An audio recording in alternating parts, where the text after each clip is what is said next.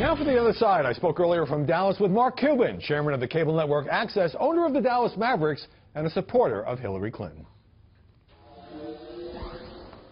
Mark Cuban, welcome.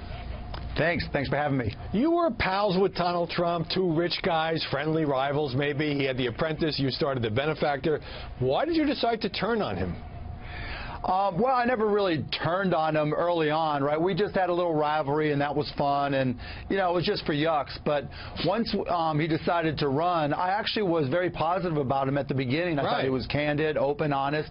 But, you know, at some point, you have to dig in and learn the issues. And, you know, I told him specifically, you've got to understand what you're talking about. And I think that's where he fell short, and that's why I wouldn't say turned against him, but went in a different direction. So he didn't take your advice, but at the same time, it seems kind of personal. I've heard you say he flaunts his wealth. It seems like you kind of resent Donald Trump. No, I don't resent Donald Trump at all.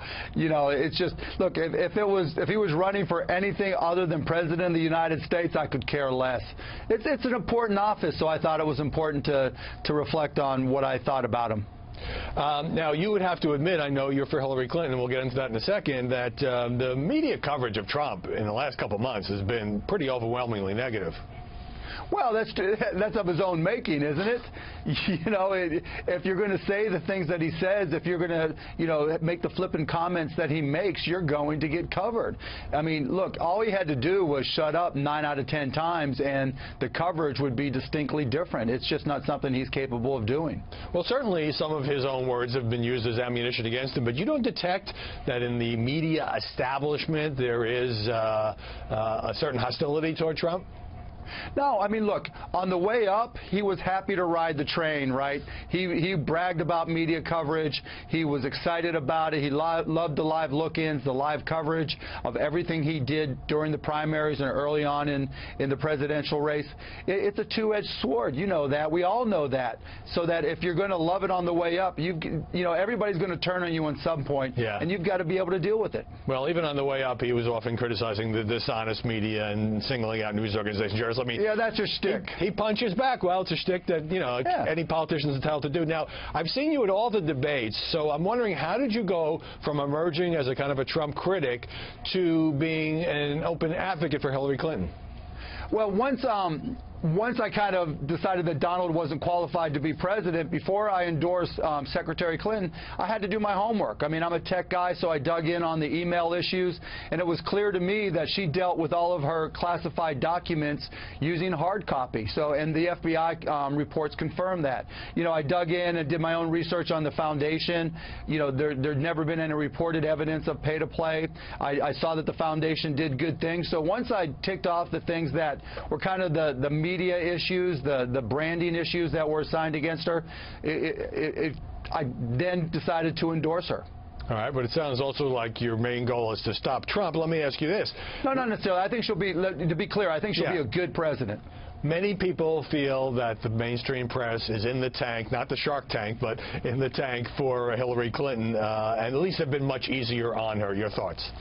Well, first you have to decide what's mainstream press. Is it, is it the cable news network with the highest ratings, or, who is mainstream? But that aside, I don't think there's any question that there are certain reporters that favor Hillary, and there are certain reporters that favor Donald, and some have more visibility than others. But to say one's in the tank for the other or the other, I don't see as a platform that you can say mainstream media is got it in for Donald and is very pro Hillary Clinton.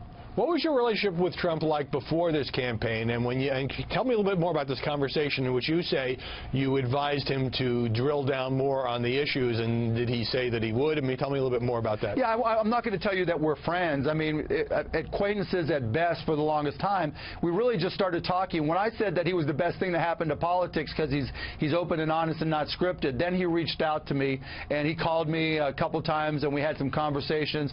But the majority of our interactions were me saying sending an email to his assistant printing them out, him writing a reply, her scanning it back to me, scanning it, and then resending it back to me as an email. And we would have a lot of give and take. And so one time I went on one of the networks and said, look, at this point in time, I'm not supporting Donald. I think, A, B, and C are issues. And he reached out to me and said, what happened? And I sent him an in-depth email, just detailing what I just told you. Well, interesting. So he wanted the owner of the Dallas Mavericks on his team, but it obviously didn't work out, or you concluded. Didn't work out, yeah. All right. Now, look, this campaign has obviously raised your profile. So in a Trumpian kind of way, are you building your brand? And having told the Washington Post at one point that Trump has paved the way for someone like you to run for high office, is you laying the groundwork for 2020 here? No, absolutely not.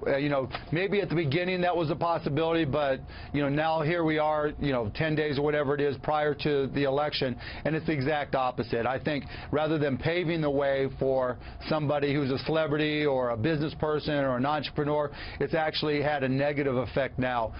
Anybody in my position that would run going forward is going to be compared to Donald, and that's not a positive association. But just briefly, is all the political visibility here helping to build your personal brand? No, not necessarily. I mean, in Texas, it certainly is not an automatic benefit.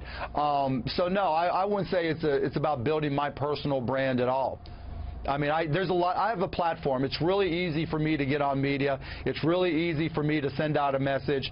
And I've been apolitical my entire adult life. And so, if I were really focused on building my brand, I wouldn't do it by associating with politics at all. That'd be the worst possible way to do it. I hear you. Mark Cuban, thanks very much for joining us. Thanks, Howard. I really appreciate it. Thank you.